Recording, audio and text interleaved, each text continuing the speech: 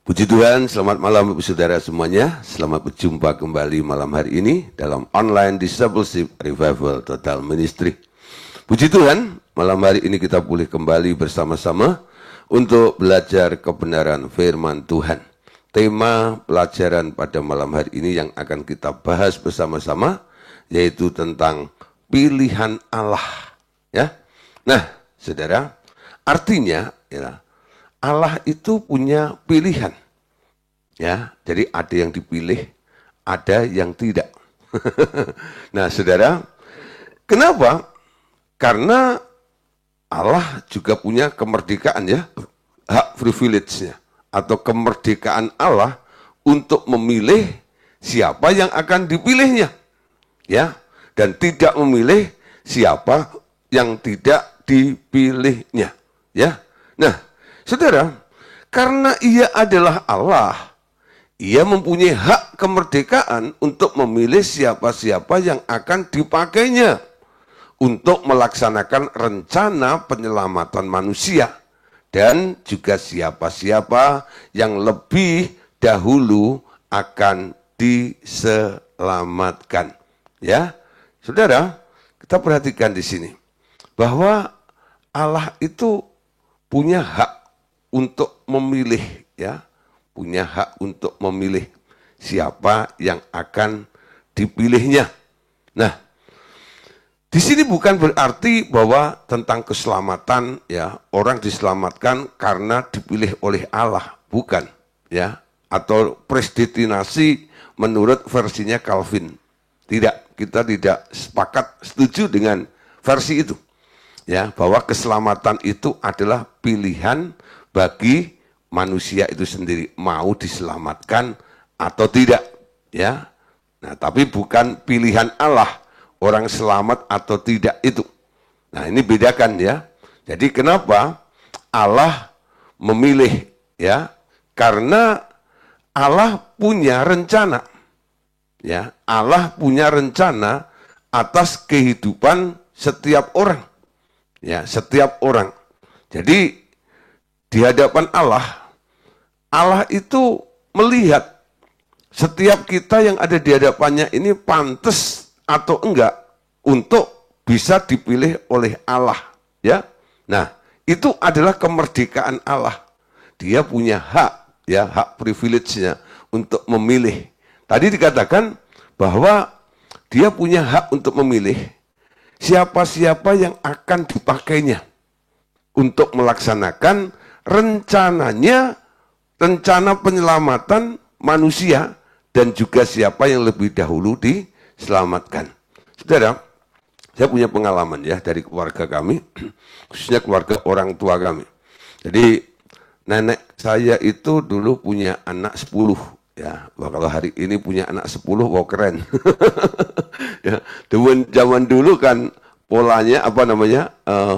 Prinsipnya bahwa banyak anak banyak rezeki gitu ya. Jadi beranak pinak ya, luar biasa. Anaknya 10. Ya.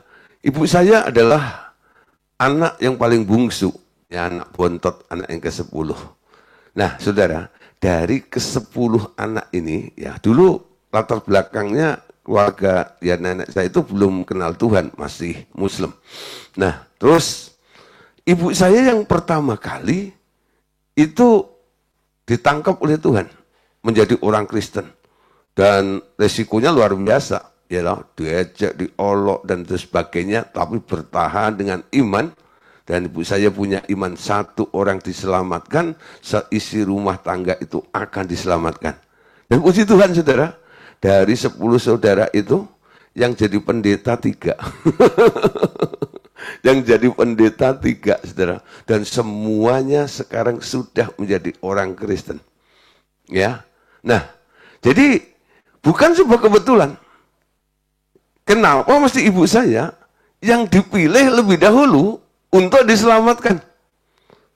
Karena Tuhan itu bisa melihat mungkin kesetiaan, ketekunan, kegigihan daripada seseorang itu dilihat. Ini dari 10 orang ini, aku pilih satu ini, nanti akan mempengaruhi yang 9, dan 9, 9, 10-nya itu semuanya akan diselamatkan.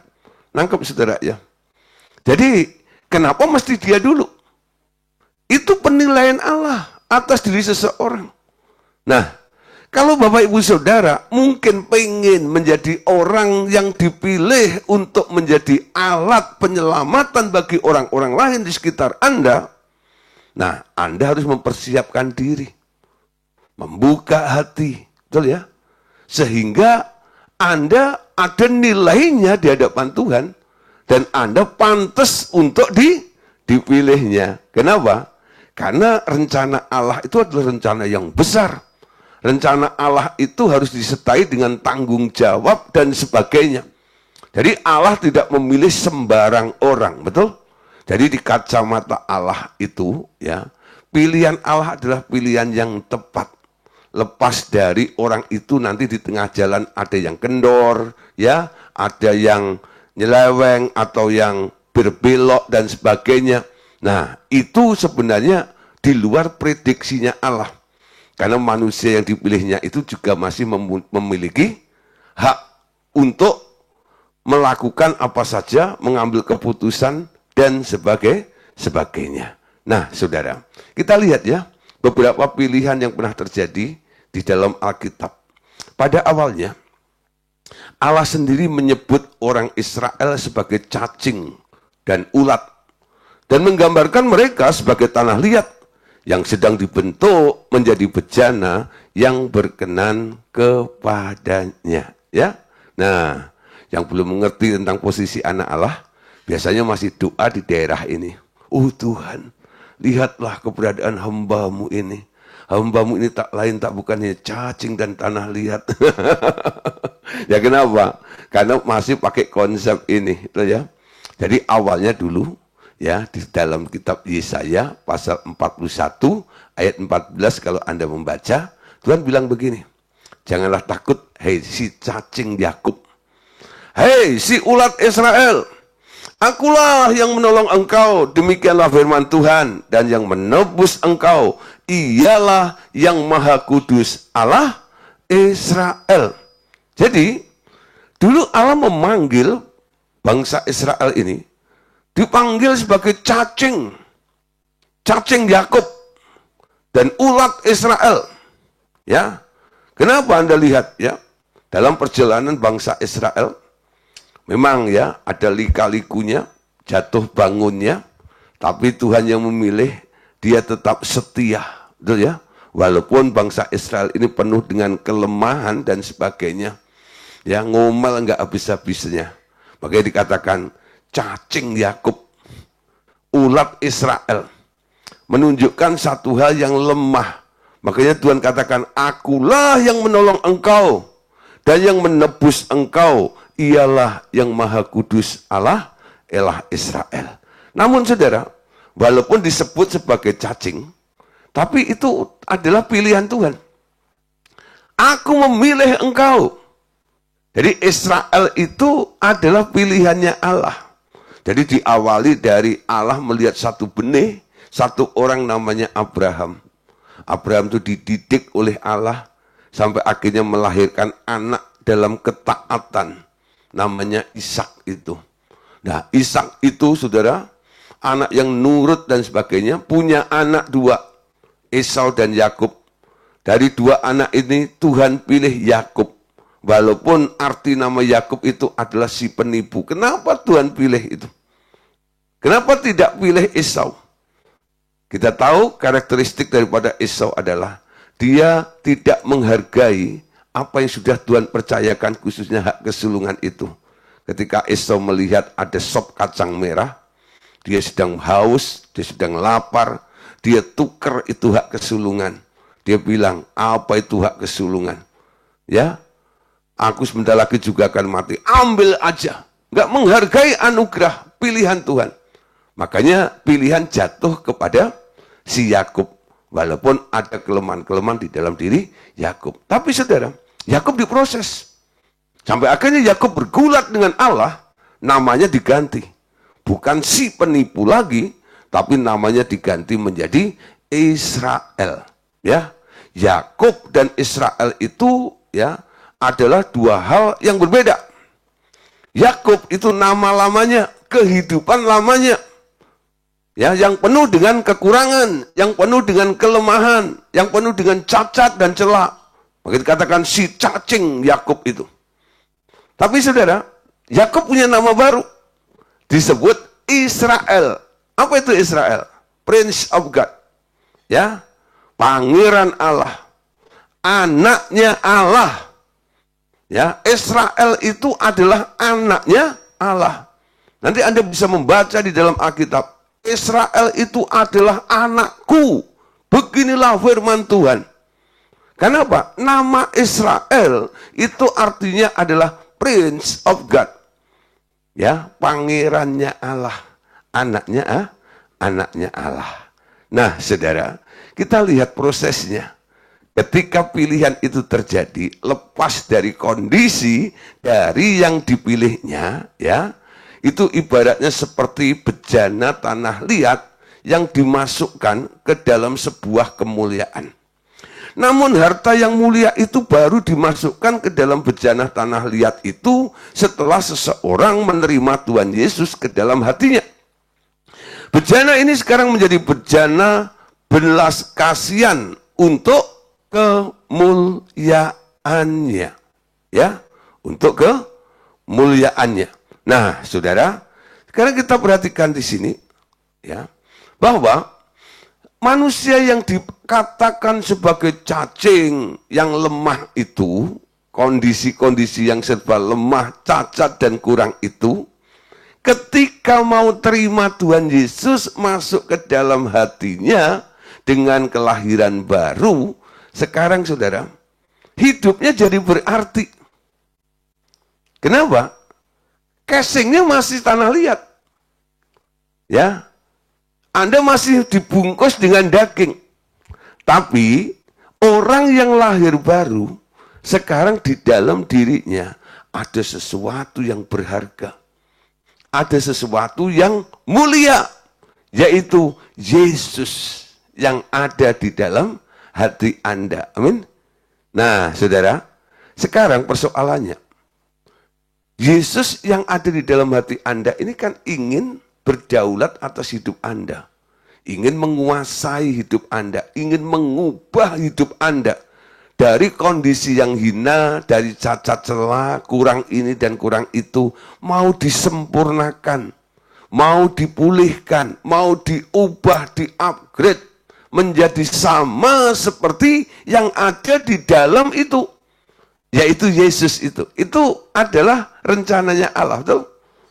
Allah turut bekerja sama dalam segala perkara untuk mendatangkan kebaikan bagi mereka yang dipanggil menurut rencananya. Yaitu mereka yang dipanggil, dipilih untuk menjadi serupa dengan gambaran anaknya. Nangkep ya? Jadi ini pilihannya. Jadi Yesus sengaja masuk ke dalam hati Anda. Ada satu hal yang Tuhan sedang lakukan. Progres sedang terjadi atas hidup Anda. Tapi saudara, kadang-kadang manusia itu ya nggak responsif dengan apa yang sedang Tuhan kerjakan di dalam dirinya. Nah, coba Anda lihat. Dalam Yesaya 45, ayat yang ke-9 dikatakan begini, celakalah orang yang berbantah dengan pembentuknya. Dia tidak lain dari beling beliuk saja. Adakah tanah liat berkata kepada pembentuknya, apakah yang kau buat? Atau yang telah dibuatnya? Engkau tidak punya tangan. Nah, saudara, kita sebagai tanah liat di tangan Sang Penjunan. Sang Penjunan itu adalah seorang yang mahir. Dia ahli, pakarnya untuk membuat, mendesain sesuatu yang sangat indah dan luar biasa. Tapi kadang-kadang terjadi kegagalan. Bukan berarti pola cara berpikir atau kemampuan kapasitas daripada penjunan itu nggak sanggup, bukan. Ya, gagal karena kondisi dari tanah liat itu. Ya, ketika dalam proses pembersihan, kerikil-kerikil itu diangkat, ternyata masih ada yang nyelip. Ketika proses bejana itu sedang dibuat, kerikil itu membuat bejana itu jadi robek. Nggak mulus. Sehingga tangan penjunan itu akan mendaur ulang kembali menjadi bejana yang lainnya, kata firman. Ya, nah saudara, jadi hidup kita ini ada di tangan penjunan. Amin, dipilih, lalu Tuhan yang memilih itu, dia mau membentuk hidup kita. Dibentuk, betul? Tuhan penjunan, ku tanah liat, bentuk jadikan kini ku lihat, ubah hatiku seperti salju, amin. Ubah hidupku seperti dirimu, amin. Di tangan penjunan, tanah liat di tangan penjunan. Ketika engkau berontak, akan terjadi kesalahan, akan terjadi kegagalan. Memang akan ada option kedua, second option, ya. Jadi setelah pertama gagal, dia nggak menyerah, dia terus ingin melakukan sesuatu. Tapi biasanya ya, option pertama itu adalah yang sangat-sangat spesial. Tapi yang kedua, saudara, itu biasanya kurang spesial. Ya, bukan jelek sih, enggak. Tapi kurang aja. Ya. Nah, kejar saudara. Ketika engkau dipilih oleh Tuhan, dia mau bentuk Anda, nah, Anda harus pastikan, aku mau nurut sama Tuhan. Aku rela untuk dibentuk lebih cepat lagi supaya semakin mulia sama seperti Tuhan yang mulia itu. Ya, nah, Yeremia pasal Yesaya, pasal 45 ayat 9. Celakalah orang yang berbantah dengan pembentuknya. Dia tidak lain adalah beling periuk saja. Adakah tanah liat berkata kepada pembentuknya, apakah yang kau buat atau yang telah dibuatnya? Engkau tidak punya tangan, ya. Nah, terus Yeremia 18 ayat 6, ini maksud saya, ya. Masakan aku tidak dapat bertindak kepada kamu seperti tukang periuk ini? Hei kaum Israel, demikianlah firman Tuhan. Sungguh seperti tanah liat di tangan tukang periuk, demikianlah kamu di tanganku, hei kaum Israel. Ya, jadi seperti apa yang saya jelaskan di depan tadi. Hidup kita ini seperti tanah liat yang di tangan sang penjunan itu. Nah, Paulus menggambarkan indah sekali begini, saudara. Dalam 2 Korintus 4 ayat 7. Saya yakin Bapak Saudara pernah membaca ayat ini. 2 Korintus 4 ayat 7. Tetapi harta ini kami punyai dalam bejana tanah liat, supaya nyata bahwa kekuatan yang melimpah-limpah itu berasal dari Allah, bukan dari diri kami. Ya, nah saudara, kenapa kadang-kadang Tuhan izinkan kita mengalami kekurangan ini dan itu dan sebagainya? Supaya Anda nyadar, kalau Anda bisa, bukan karena Anda bisa, tapi karena Tuhan yang memampukan Anda. Betul? Semua karena Tuhan. Tanpa Tuhan, bahkan dalam Yohanes pasal 15 dikatakan bahwa Yesuslah pokok anggur, kitalah carangnya. Di luar Yesus, kita tidak bisa berbuat apa-apa. Ya, bersama Yesus, kita akan menghasilkan sesuatu yang luar biasa, berbuah dan buahnya sangat lebat itu. Nah, saudara, buat apa Allah membentuk kita? Untuk apa dia memproses kita? Roma pasal 9.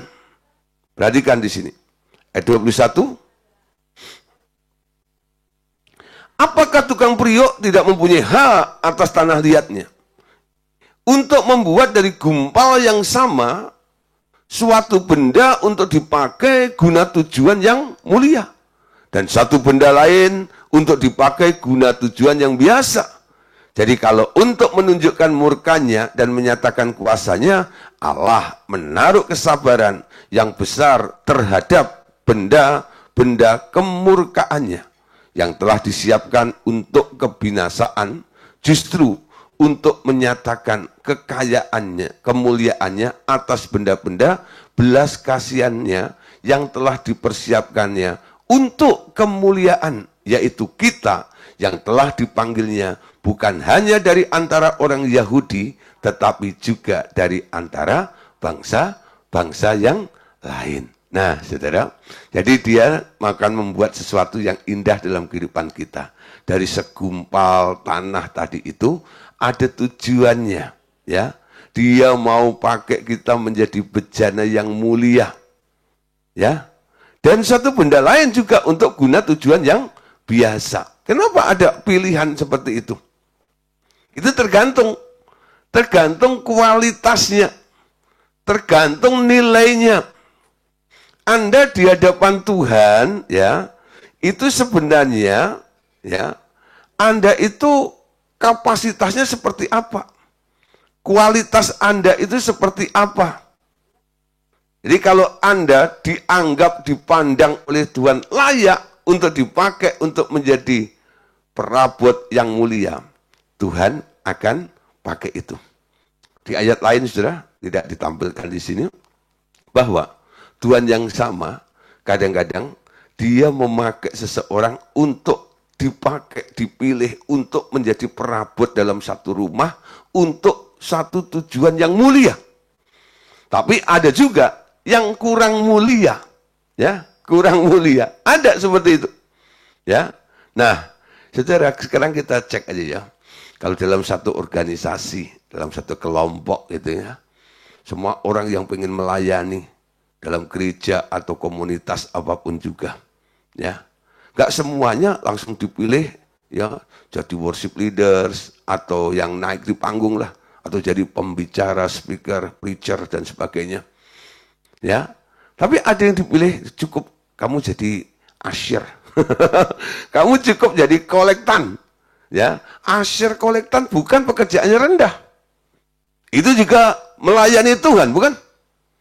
Tapi saudara, dari usher, dari kolektan, ya, dari worship leaders, ya, dari preacher, ya, dari speaker, pembicara, pengkhotbah dan sebagainya, mana yang lebih tinggi?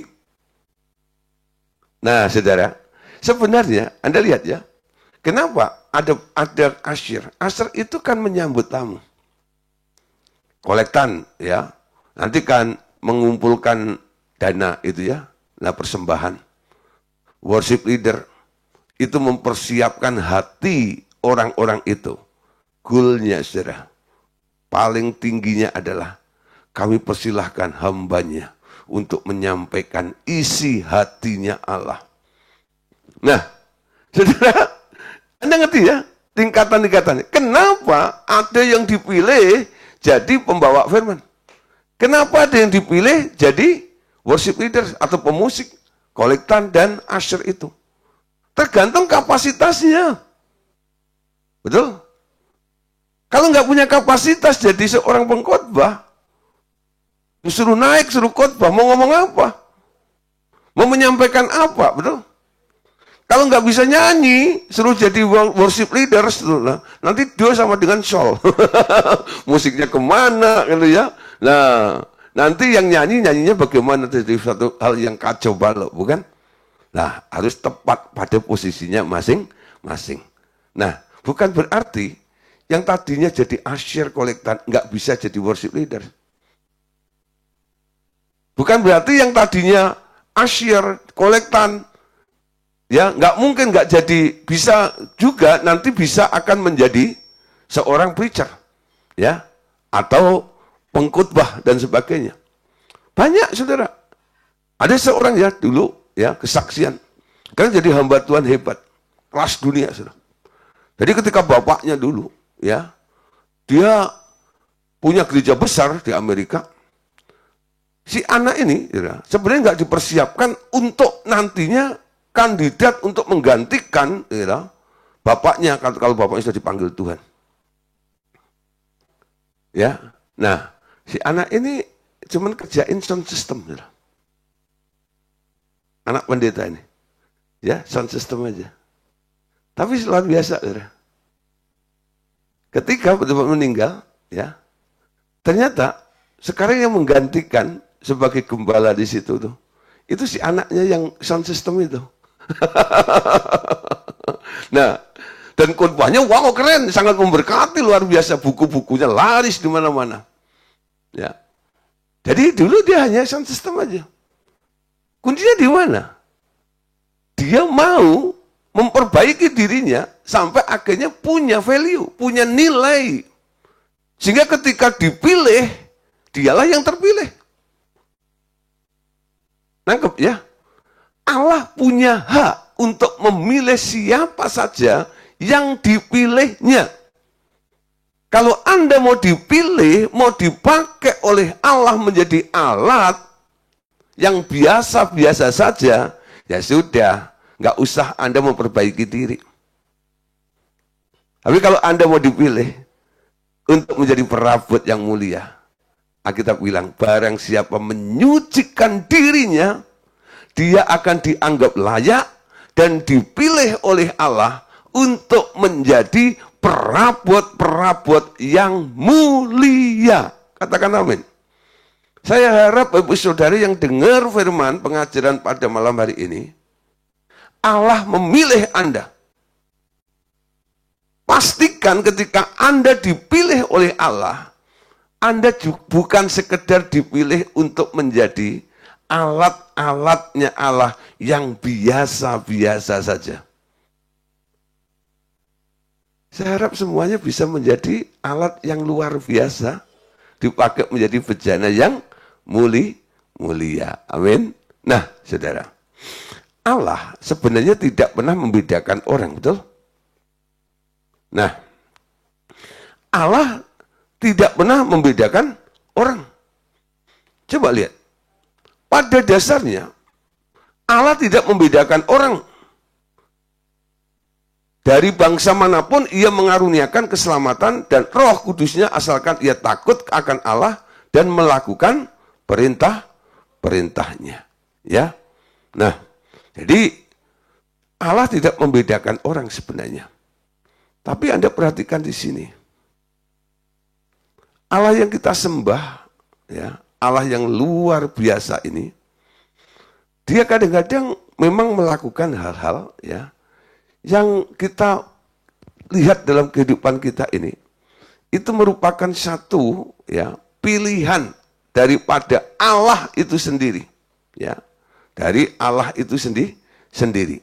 Nah, tadi dikatakan pada dasarnya Allah tidak membedakan orang dari bangsa manapun, ia mengaruniakan keselamatan dan Roh Kudusnya asalkan orang itu takut akan Allah dan melakukan perintah-perintahnya. Amin. Nah, terus ya, perhatikan ayat ini. Oke.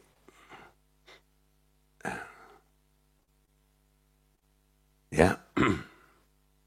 Oke, ntar.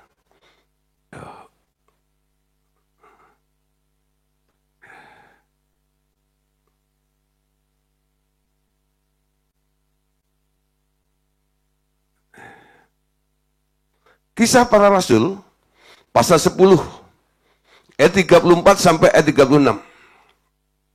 Lalu mulailah Petrus berbicara, katanya, sesungguhnya aku telah mengerti bahwa Allah tidak membedakan orang.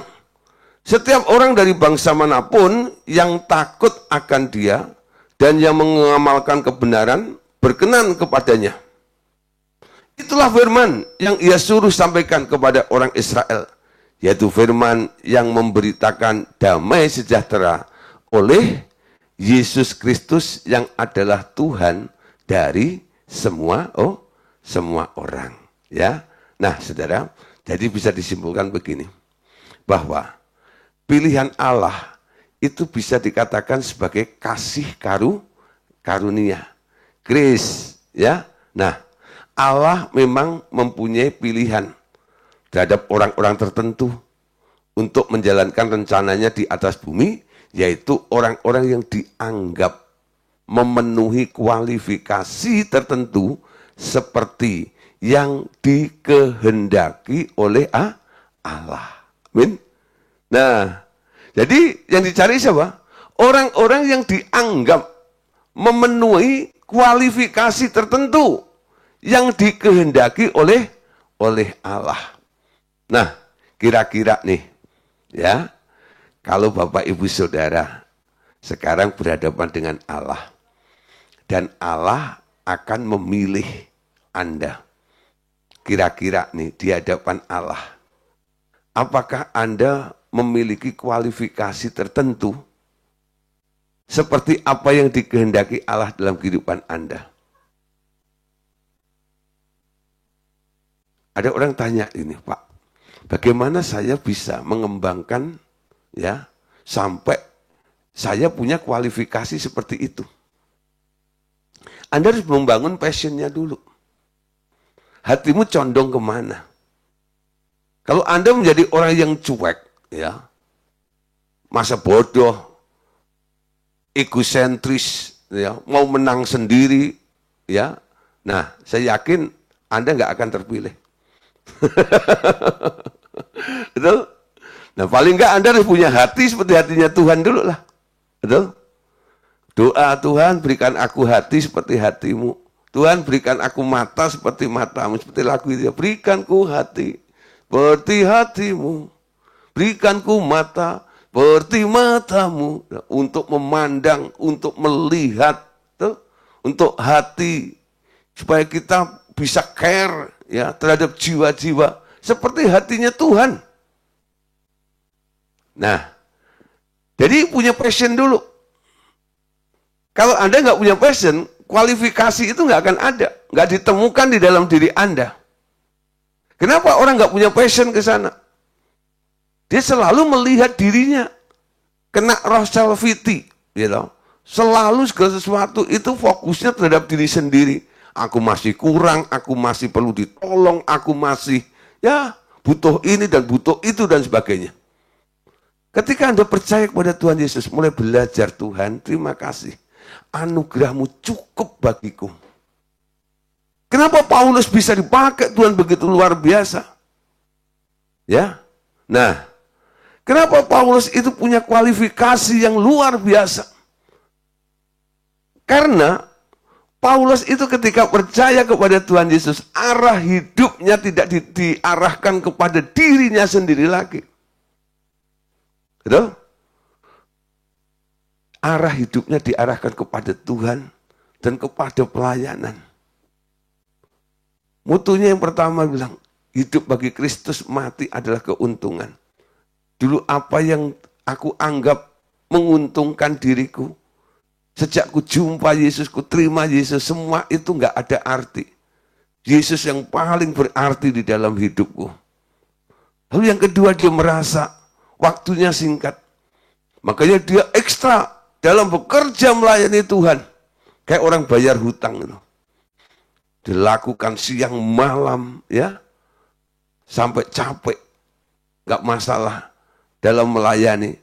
Itu semua ada di dalam tulisan-tulisan Paulus. Anda lihat. Giatnya Paulus dalam pelayanan seperti itu.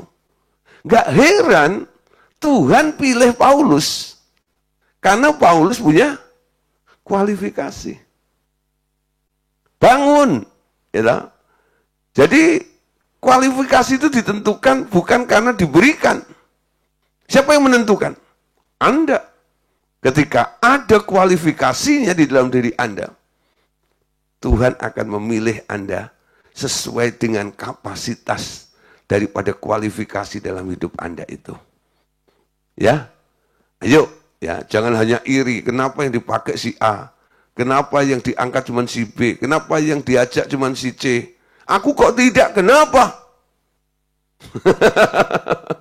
Nah, saudara, kadang-kadang kalau kita mau bawa orang pelayanan dan sebagainya, kita nggak asal bawa orang ya. Orang yang kita bawa itu kita lihat, dia nanti di sana bisa apa. Betul? Kalau nggak buang ongkos, ya buang waktu dan sebagainya. Apalagi yang masih kolokan dan sebagainya. Nanti di sana bukan kita melayani orang di sana, malah melayani orang yang kita bawa itu, betul? Nah, jadi kadang-kadang seperti itu. Paulus itu tegas banget ya. Dia kan pernah ngalamin satu slek sama Silas. Gara-gara ada satu anak yang ikut dia, gitu, masih apa namanya, masih belum dewasa rohaninya. Paulus bilang nggak bisa layani kayak begitu, tinggalin aja gitu. Ya, tapi Barnabas bilang nggak boleh. Ya udah kalau tinggalin, mending kita pisah aja. Aku openin dia aja. Ya, memang jiwanya Barnabas beda dengan Paulus. Tapi kita lihat untuk meningkatkan kualifikasi di dalam kehidupan Anda harus mulai bangun tekadnya. Ya, passion Anda itu ada di mana? Kalau lihat orang sedang alami kesukaran, pengen nggak Anda menolong dia? Jangan Anda cuek bilang, kan bukan saudara saya, bukan anak saya, bukan kerabat saya, buat apa? Ya, acuh tak acuh seperti itu. Melihat kondisi-kondisi hal yang minus seperti itu, Anda harus melonjak. Kenapa ada orang yang seperti itu? Bagaimana cara menjangkau orang itu? Nah, ketika hatimu condong, mulai ada passion ke sana. Tuhan lihat nih, ini orang punya hati. Hati untuk menolong orang.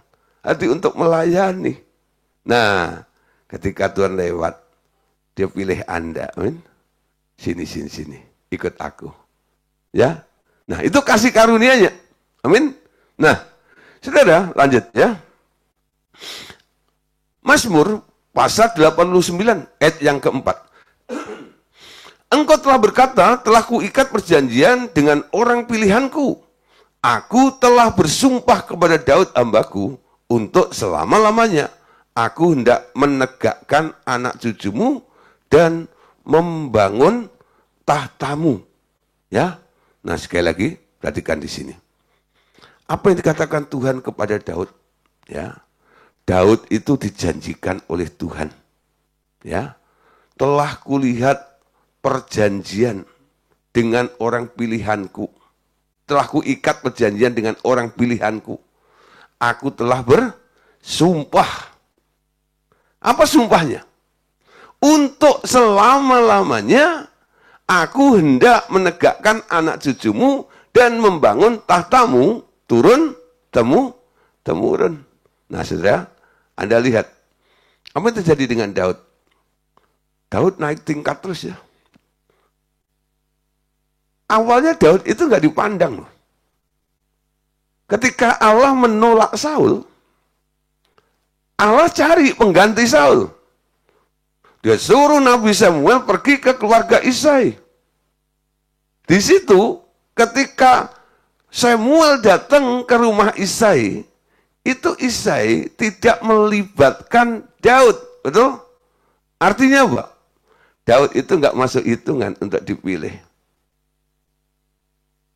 Disodorkan anaknya yang gede-gede semuanya. Samuel pun sebagai hamba Allah, dia hampir terkecoh. Nyaris mau mengurapi Eliab. Tapi dicegah oleh Roh Kudus. Dicegah oleh Tuhan. Samuel, bukan itu pilihanku.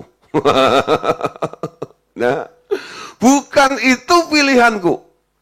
Kamu memilih berdasarkan fisik. Kamu memilih berdasarkan rupa. Tapi aku memilih berdasarkan hati. Ketika Samuel mendengar, ya, Tuhan mencegah seperti itu. Dia tanya kepada Isai, apakah hanya ini anakmu? Oh, masih ada si bontot. Dia sedang menggembalakan di padang. Panggil dia. Kita tidak akan makan dan tidak akan minum sebelum dia datang. Karena Samuel yakin sekarang bahwa yang dipilih Tuhan bukan mereka yang sedang kumpul saat itu. Yang sedang di luar itu yang dipilih oleh Tuhan. Betul, Daud datang, unyu. Ketika dilihat parasnya elok, ya, masih kemerah-merahan, masih muda, segala macam. Tapi tidak ada keraguan lagi bagi Samuel untuk mengurapi Daud. Kenapa? Daudlah yang dipilih oleh Tuhan. Amin. Dan Tuhan berjanji, Daud, kamu itu pilihanku. Keturunan akan kekal untuk selama-lamanya. Kerajaan akan kokoh untuk selama-lamanya. Nah, sampai Yesus pun sudah ketika lahir di muka bumi. Dia nggak malu disebut sebagai anak Daud. Setiap kita merayakan hari Natal coba, kalau lagu Malam Kudus dikumandangkan, Yesus anak Daud. Yesus anak Daud. Daud yang mana? Daud yang hampir ya disisihkan. Yang tadinya disisihkan oleh orang tuanya. Tapi yang dipilih oleh Allah. Amin. Itulah si Daud. Amin.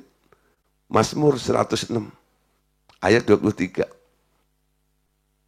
Maka ia mengatakan hendak memusnahkan mereka kalau Musa orang pilihannya tidak mengetengahi dia di hadapannya untuk menyurutkan amarahnya sehingga ia tidak memusnahkan mereka. Nah saudara, ketika Allah memurka, ada orang yang dipilih oleh Tuhan.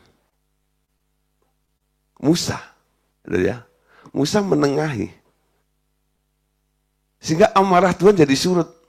Gara-gara Musa yang dipilih oleh Tuhan itu ada di tempat itu. Tuhan menghargai siapa saja yang dipilihnya. Amin. Yang dipilihnya. Oke saudara, kita lihat dalam perjanjian baru, Matius pasal 24, ayat 24. Ya. Nah,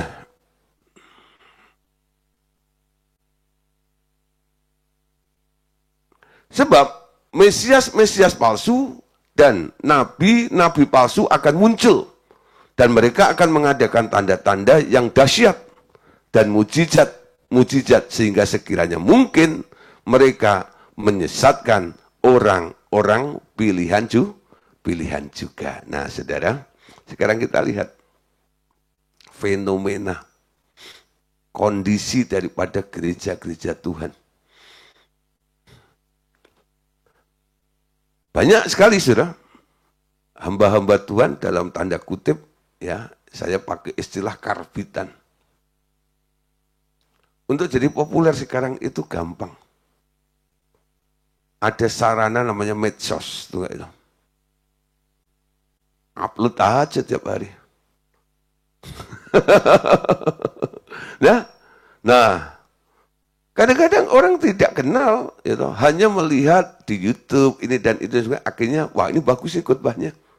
Oh ini bagus nih kalau macam, akhirnya diundang itu dan sebagainya. Tapi orang nggak mengetahui tentang latar belakang orang itu, ya. Nah, nggak semua sih, tapi ada penyusup juga nih yang mencoba untuk populer seperti itu, ya. Nah, yang disebut dari dulu itu namanya nabi-nabi palsu, ya, nabi palsu. Mereka akan mengadakan tanda-tanda yang dahsyat, mujizat. Mungkin khotbahnya bagus, ya. Karena apa? Biasa entertain, ya. Nah, sehingga sekiranya mungkin mereka menyesatkan orang-orang pilihan itu. Bisa. Ya. Nah, ini harus hati-hati. Nanti waktu akan membuktikan sendiri. Mana yang benar-benar hamba Tuhan dan yang mana yang hanya selebritis saja. Ya, selebritis. Sekarang itu ada istilah selebritis rohani gitu ya. Nanti Anda cek aja.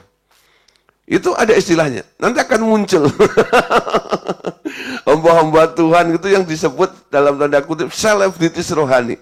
Kriterianya apa? You wah, bajunya yang dipakai kalau dihitung setiap tampil itu yang nempel itu dari jam tangan, sepatu, jas, ya, dasi, gitu ya.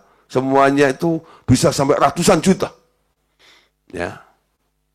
Jadi nanti Anda lihat tuh. Saya kadang-kadang kalau dapat informasi, ada yang nanya, ada yang memberitahu pada saya itu, saya bilang, ada juga ya. Ya. Jadi saya ngerti seperti ini karena ada beberapa orang yang coba tanya Pak Gideon gitu, apa itu artinya? Kok ada istilah ya selebritis rohani dan itu? Nah, aku kasih linknya, saya baca kalau macam gitu. Ini saya terkejut gitu. ya, kategori kriteria daripada selebritis rohani seperti apa. Nah itu mungkin saudara, salah satunya ya, kalau dulu dikatakan sebagai nabi-nabi palsu, ya mungkin bisa juga. Pada seorang hamba Tuhan itu harus rendah hati, itu ya, bukan rendah diri, sederhana, ya. Nah, bukan glamor seperti itu, harusnya. Nah, tapi saudara ya, bukan berarti pakai baju wewe gombel gitu juga enggak, gitu ya. Nah, ya sepantasnya aja lah, ya, sepantasnya saja lah, gitu loh. Tapi jangan berlebihan, ya. Roma pasal 11 ayat 5 sampai ayat yang ke-8. Demikianlah juga pada waktu ini ada tinggal suatu sisa menurut pilihan kasih karunia. Tetapi jika hal itu terjadi karena kasih karunia, maka bukan lagi karena perbuatan. Sebab jika tidak demikian, maka kasih karunia itu bukan lagi kasih karunia. Jadi bagaimana? Israel tidak memperoleh apa yang dikejarnya. Tetapi orang-orang yang terpilih telah memperolehnya. Dan orang-orang yang lain telah ditegar hatinya. Seperti ada tertulis, Allah membuat mereka tidur nyenyak, memberikan mata untuk tidak melihat dan telinga untuk tidak mendengar sampai kepada hari sekarang ini, ya. Nah, Yohanes 15:16. Bukan kamu yang memilih aku, tetapi akulah yang memilih kamu, dan aku telah menetapkan, ya, telah menetapkan kamu supaya kamu pergi dan menghasilkan buah, dan buahmu itu tetap, supaya apa yang kamu minta kepada Bapa dalam namaku diberikannya kepadamu. Ya. Nah, jadi Tuhan memilih kita. Dia menetapkan kita. Tujuannya apa dia pilih Anda? Tadi dikatakan, aku memilih kamu supaya kamu pergi. Supaya kamu menghasilkan buah. Nah, tadi kita mulai cerita tentang Tuhan mau memilih. Ya, Allah punya pilihan. Dan Anda mau dipilih oleh Tuhan. Sekarang ketika Tuhan memilih Anda, Tuhan bilang, aku memilih kamu untuk kamu pergi. Kamu pergi, ya. Untuk apa? Untuk menghasilkan buah. Saya menunggu Bapak Saudara yang sudah belajar pemuridan seperti ini, ikut online discipleship. Mungkin sudah berapa lama, setahun, 2 tahun Anda ikut bersama. Saya mau dengar kesaksian. Anda pergi dan menghasilkan buah. Buahnya apa? Amin. Nah, saya mau lihat sebagai seorang pengajar, ya, saya juga punya harapan nih. Paling tidak orang-orang yang duduk dengar seperti ini nih. Buahnya mana? Ya, buahnya mana? Nah, Anda harus pergi menghasilkan buah. Kalau Anda diem tok, nggak pernah pergi, nggak pernah menghasilkan buah. Harus ada action. Harus ada tindakan, amin. Harus melakukan sesuatu, baru bisa berbuah. Kalau nggak action, nggak melakukan sesuatu, sampai kapanpun juga, Anda nggak akan pernah berbuah. Amin. Pak, nggak ada orang yang dilayani. Cari. Nggak ada orang yang perlu diberitakan, Pak. Nggak ada yang datang untuk tanya ini, tanya itu. Padahal saya sudah belajar loh, Pak. Kalau nanti ada orang mau tanya tentang keselamatan, saya sudah tahu ini nanti mesti ngomong ini, dan itu. Tapi nggak ada yang datang, Pak. Kalau nggak ada yang datang, Anda yang harus keluar. Anda yang harus pergi, betul? Perintahnya tadi loh. Aku memilih kamu untuk kamu pergi. Nggak usah jauh-jauh. Ya, ketemu tukang sayur. Lakukan pendekatan lebih dulu.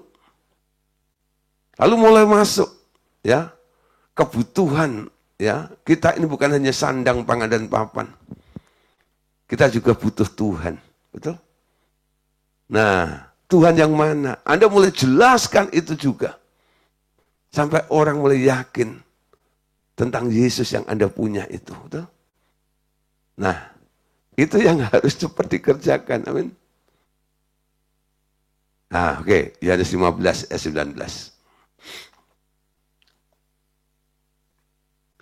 Sekiranya kamu dari dunia, tentulah dunia mengasihi kamu sebagai miliknya.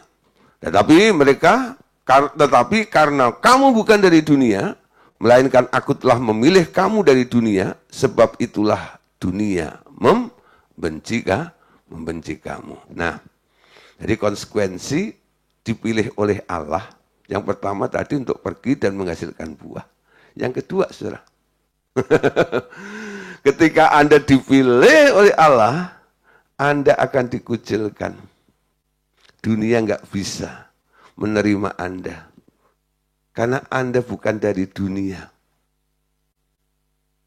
Itu konsekuensinya. Nah, biasanya tantangannya di sini ini. Ya, dikucilkan. Karena dipilih oleh Allah. Nah, 2 Tesalonika pasal 2:13. Akan tetapi, kamu harus selalu mengucap syukur.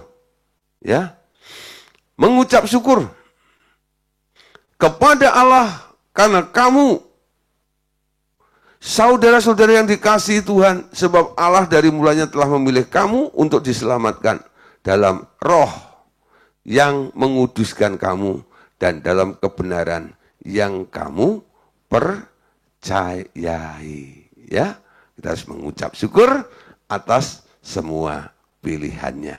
Nah, saudara, kapan Tuhan memilih, ya? Dipilih sebelum dunia dijadikan. Sebelum dunia dijadikan, sebenarnya Allah telah membuat sebuah skenario yang lengkap tentang penyelamatan manusia. Ya, Yesus pertama nih, ya, telah ditentukan oleh Bapa sebagai jalan keselamatan dengan cara disembelih dan dibangkitkan untuk masuk dalam kemuliaan. Mereka yang percaya kepadanya terhisap dalam rencana keselamatan ini. Ya, nah saudara, jadi kita mengerti dulu nih. Pertama, ya, bahwa sebelum dunia dijadikan, Allah telah membuat skenario lengkap tentang penyelamatan manusia.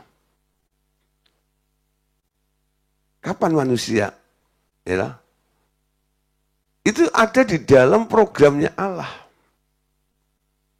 Ya, ada di dalam programnya Allah itu. Bagaimana cara menyelamatkan manusia? Nah, begini, saudara. Saya ceritakan sedikit, ya, supaya ngerti gambarannya, ya, tahu gambarannya tentang bahwa Allah telah membuat sebuah skenario dari sebelum dunia dijadikan, ya. Nah, Allah telah membuat skenario yang lengkap tentang penyelamatan manusia. Nah, saudara, awalnya kita tahu ada satu makhluk namanya iblis. Dulu namanya Lucifer, malaikat. Dia berontak, dilempar ke bumi. Buminya dirusak oleh si malaikat jatuh itu, atau Lucifer. Karena jahat namanya jadi setan, ya. Nah, lalu, ya, Tuhan Allah bermufakat nih, marilah kita menjadikan manusia menurut rupa dan gambar Allah. Awalnya, saudara, sebelum manusia itu dibuat, terjadi satu, ya, diskusi yang seru nih antara Bapa, Tuhan Yesus, dan Roh Kudus, ya. Marilah kita, lebih dari satu. Ya. Nah, untuk apa kita ciptakan manusia menurut rupa dan gambar kita? Untuk sebuah penyelamatan. Jadi Allah sebenarnya pertama kali menyelamatkan siapa? Menyelamatkan makhluk yang jatuh itu. Gak heran, ketika ide bikin manusia itu nantinya akan ditaruh di tempat di mana setan ada, betul? Nangkep ya? Kenapa nggak ditaruh di Mars atau di Pluto yang agak jauhan dengan bumi? Kenapa malah ditaruhnya di bumi yang sudah rusak, ya, dalam mata Allah karena dirusak oleh si iblis itu? Pasti ada tujuannya dong. Nah, jadi ketika manusia mau dibuat itu, lalu muncul nih ya satu argumen yang luar biasa. Mungkin Bapak bilang gini, nanti manusia akan kita kirim ke bumi, ketemu dengan si setan, dengan iblis. Lalu mungkin Yesus tanya pada bapaknya, atau Roh Kudus dan sebagainya ya. Nah, dia bilang, nanti gimana kalau sampai manusia itu dikalahkan sama si iblis, atau dibunuh sama si iblis? Ya harus ada yang menebusnya. Nah, yang nebus siapa? Nah, lalu Bapak bilang, kamu, ditunjuklah si Yesus. Nah, hari itu Yesus disembelih sebagai apa? Jaminan keselamatan manusia. Kalau sampai nanti ada yang jatuh, ya, ada sarana untuk menyelamatkan, yaitu darah Yesus itu. Skenarionya sudah komplit, dibuat oleh Allah Bapa, Tuhan Yesus, dan Roh Kudus. Dalam sidang ilahinya itu, saudara. Ini luar biasa, saudara. Ya. Nah, jadi sebelum itu, ya, Tuhan sudah lakukan itu semuanya. Skenarionya sudah dibuat lebih dahulu. Next, ya. Nah, jadi Yesus telah ditentukan sebagai jalan keselamatan dengan cara disembelih dan ya dibangkitkan untuk masuk ke dalam kemuliaan. Mereka yang percaya kepadanya terhisap dalam rencana Allah. Ibrani 7 ayat 9 sampai ayat yang ke-10. Ya. Maka dapatlah dikatakan bahwa dengan perantaraan Abraham dipungut juga 1/10 dari Lewi yang berhak menerima persepuluhan, sebab ia masih berada dalam tubuh bapak leluhurnya ketika Melkisedek menyongsong bapak leluhurnya. Nah, saudara, jadi manusia itu sebenarnya sudah ditebus lebih dahulu sebelum dia jatuh. Nah, kata sebelum, ya, dia melakukan atau sebelum mengalami tapi sudah dibayar lebih dahulu. Ini digambarkan seperti halnya apa yang dilakukan oleh Melkisedek, ya, ketika Abraham menang perang lalu memberikan persepuluhan kepada Melkisedek. Nah, saudara, sekarang ya kita perhatikan apa yang dilakukan oleh Abraham kepada Melkisedek itu sekarang mewakili. Imam Lewi nggak perlu, ya, suku Lewi nggak perlu membayar persepuluhan karena apa? Sudah dibayarkan oleh bapak leluhurnya, yaitu Abraham kepada Melkisedek itu. Ya, nah, saudara, jadi manusia ini belum berdosa, tapi sudah ditebus oleh Tuhan Yesus. Ada satu contoh lah, gini. Ketika Yesus bangkit dari kematian, dia membawa apa? Tawanan dan darahnya dipersembahkan di hadapan Allah Bapa. Anda lihat, darah yang mana yang dipersembahkan? Apakah Yesus itu mampir ke Golgota lalu cari-cari darahnya sudah kering? Darahnya sudah hilang. Ketika Yesus disalib, itu terjadi hujan lebat, betul? Itu darah udah nggak ada, bekasnya Yesus itu nggak ada. Di Golgota itu nggak ada. sudah nggak ada darahnya. Darah yang mana yang dibawa? Darah yang dikorbankan yang mana yang dibawa Yesus itu? Itu darah yang pernah dicurahkan oleh Yesus di alam roh. Sebelum dunia dijadikan itu. Nah, mungkin Bapak Saudara kurang begitu paham, nggak masalah. Paling tidak mulai ngerti dulu, ada kisah seperti ini dulu, ya. Nah, kalau hari ini kita punya jaminan darah Yesus, darah yang mana? Ketika Yesus disembelih, ya. Ketika Yesus dikorbankan sebelum dunia dijadikan. 1 Petrus 2, ya, 1 Petrus pasal 1 ayat 20 sampai ayat 21. Ya. Ia telah dipilih, ya, sorry.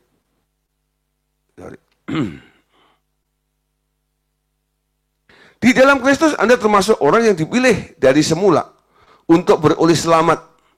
Pandangan ini berbeda dengan ajaran predestinasi John Calvin yang mempercayai bahwa keselamatan seseorang sudah ditentukan oleh Allah dari sejak dunia dijadikan.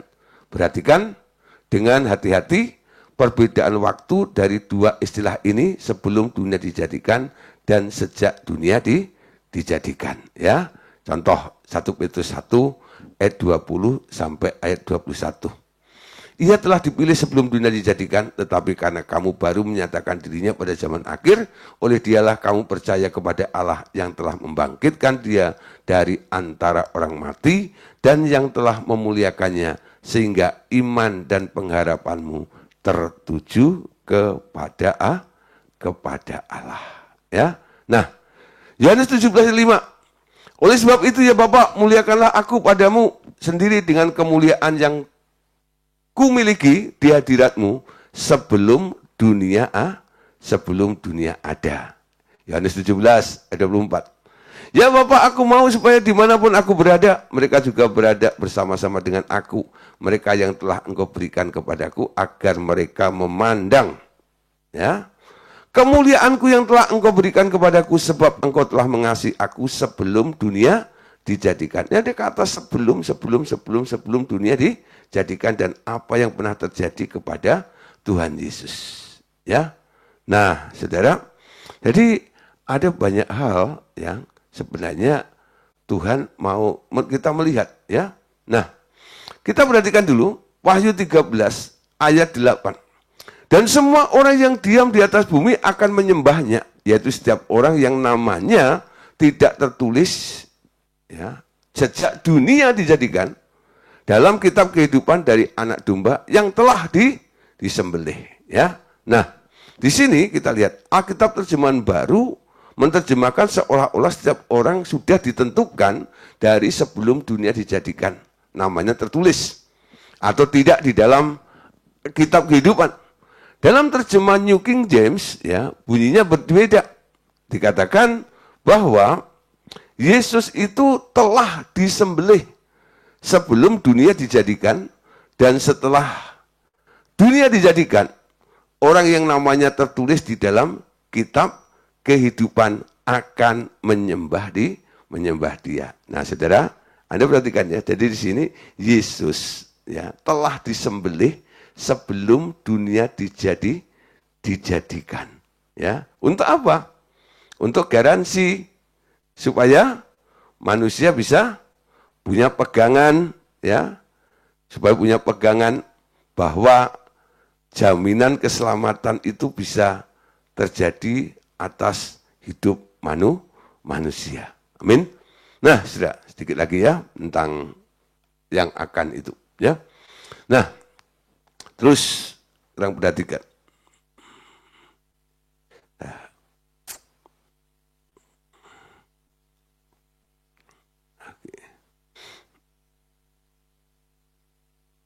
Wahyu 17 ayat 8 tadi, sudah ya. Sekarang 1 Korintus 2 ayat 7. Tetapi yang kami beritakan ialah hikmat Allah yang tersembunyi dan rahasia yang sebelum dunia dijadikan telah disediakan Allah bagi kemuliaan kita. Ya. Nah, jadi ada yang sudah disediakan termasuk namanya hikmat itu tadi, ya. Sudah disediakan oleh Allah itu, ya. Nah, terus Efesus 1 ayat 4. Efesus 1 ayat 4. Sebab di dalam Dia Allah telah memilih kita sebelum dunia dijadikan supaya kita kudus dan tak bercacat di hadapan Allah. Dipilih oleh Allah, ya, sebelum dunia dijadikan supaya kita kudus. Ya, supaya kita kudus dan tak bercacat di hadapannya. Ini pilihan Allah, ya. Terus Matius pasal 25 ayat 34-35.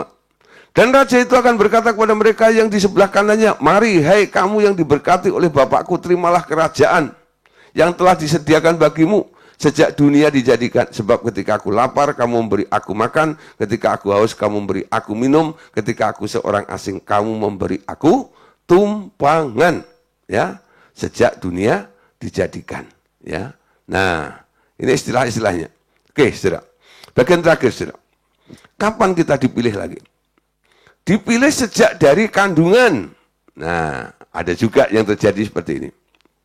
Ini khususnya untuk orang-orang pilihannya. Ada pula orang-orang yang telah dipilihnya dari sejak kandungan ibunya untuk menjalankan tugas yang ditetapkan oleh Tuhan agar rencana Tuhan terjadi.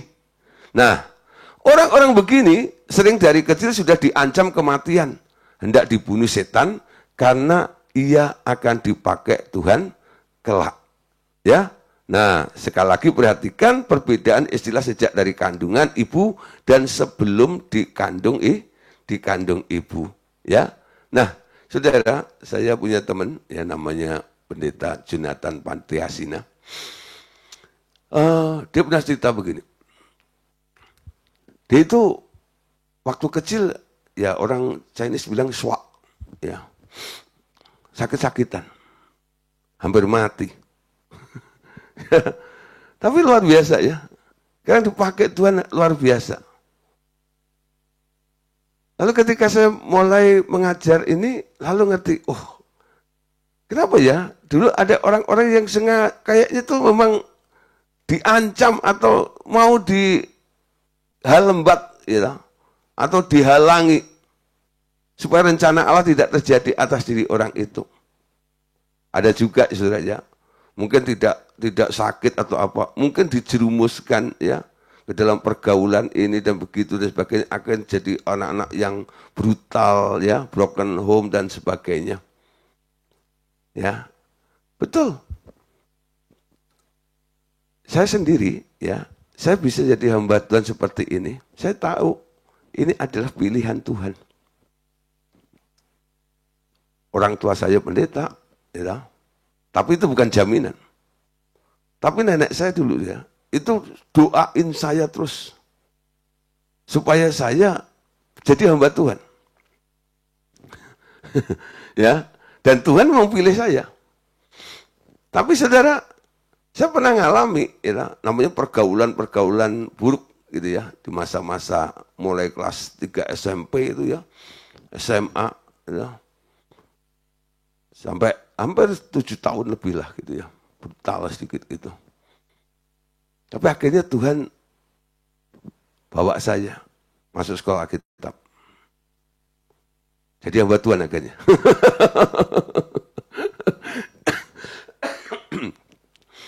Ya, saksi hidup kalau pas saya bawa tim kadang-kadang ke daerah, ya, ke daerah saya gitu. Ketika teman-teman SMA saya dulu, wah, nggak nyangka, ya, akan jadi hamba Tuhan gitu. Kenapa? Ya walaupun saya sekolah SMA Katolik, ya, tapi ya hidup saya itu udah gimana gitu. Itu mungkin pengaruh yang dipakai si iblis untuk menggagalkan rencana Allah atas hidup kita. Tapi sekarang mengerti, kalau Tuhan telah memilih seperti ini, sekarang saya harus setia terus dalam panggilan saya. Amin. Nah, Yesaya 46 ayat 3, dengarkanlah aku, hei kaum keturunan Yakub, hei semua orang yang masih tinggal dari keturunan Israel. Hai orang-orang yang kudukung sejak dari kandungan. Hai orang-orang yang kujunjung sejak dari rahim. Ya. Nah, dipilih, didukung oleh Allah, dijunjung. Hakim-Hakim 13 ayat 7. Tetapi ia berkata kepadaku, engkau akan mengandung dan melahirkan seorang anak laki-laki. Oleh sebab itu janganlah minum anggur dan minum yang memabukkan. Dan janganlah makan sesuatu yang haram. Sebab jejak dari kandungan ibunya sampai pada hari matinya, anak itu akan menjadi seorang Nasir Allah. Nah, Tuhan kadang-kadang berfirman, kasih peringatan kepada orang tuanya.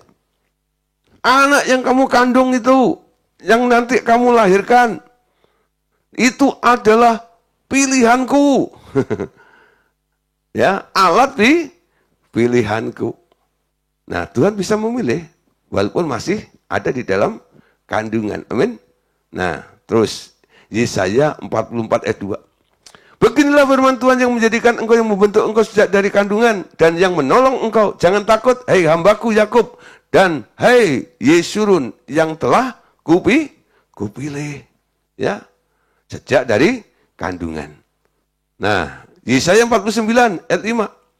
Maka sekarang firman Tuhan yang membentuk aku sejak dari kandungan, untuk menjadi hambanya, untuk mengembalikan Yakub kepadanya, dan supaya Israel dikumpulkan kepadanya. Maka aku dipermuliakan di mata Tuhan, dan Allahku menjadi kekuatanmu, firman-Nya. Sejak dari kandungan. Betul? Nah, terus Galatia 1 ayat 15. Banyak sekali, saudara. Ayat-ayat yang mendukung, yang memberitahu sejak, ya, sebelum dunia dijadikan, sejak dalam kandungan, sebelum engkau lahir, dan sebagainya. Galatia 1:15.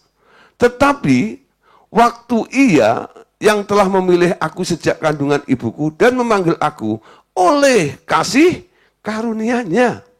Nah, walaupun prosesnya seperti apa, ya, tapi Paulus akhirnya ngomong bahwa sebenarnya aku ini juga dipilih oleh Allah sejak dari kandungan ibuku, walaupun ikut Yesusnya sudah tua.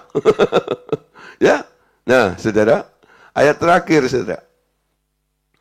Nah, lihat Lukas 2:21.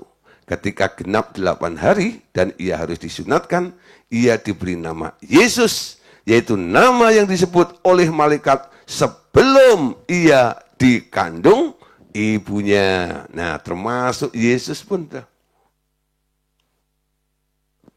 Sampai masalah nama saja, itu Tuhan sudah kasih sebelum. Malaikat bilang, Marianya belum hamil, belum mengandung. Benih Yesus belum masuk ke dalam tubuhnya Maria. Baru terjadi salom. Engkau yang mendapat kasih karunia daripada Allah, engkau akan mengandung. Ya, kan belum ada agree dari si Marianya. Nanti anak yang kau lahirkan kasih nama Yesus. Ya, kasih nama Yesus. Nah, kadang-kadang Tuhan kasih nama itu bisa masih dalam kandungan, bisa setelah lahir. Contoh setelah lahir siapa? Yang Allah kasih nama. Yohanes, ya, Yohanes Pembaptis itu ya. Bapaknya bisu, itu ya. Nah, ketika mereka bingung mau kasih nama anak itu, karena sudah 8 hari, ya harus kasih nama. Sampai akhirnya Tuhan buka mulutnya Zakaria, dan Zakaria sambil nulis itu dikasih nama Yohanes.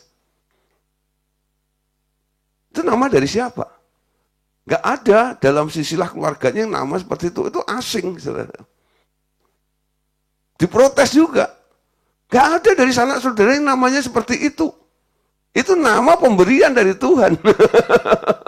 Ya, setelah kapanpun saudara waktunya, ya, bisa terjadi sebelum dunia dijadikan, sejak dunia dijadikan, betul?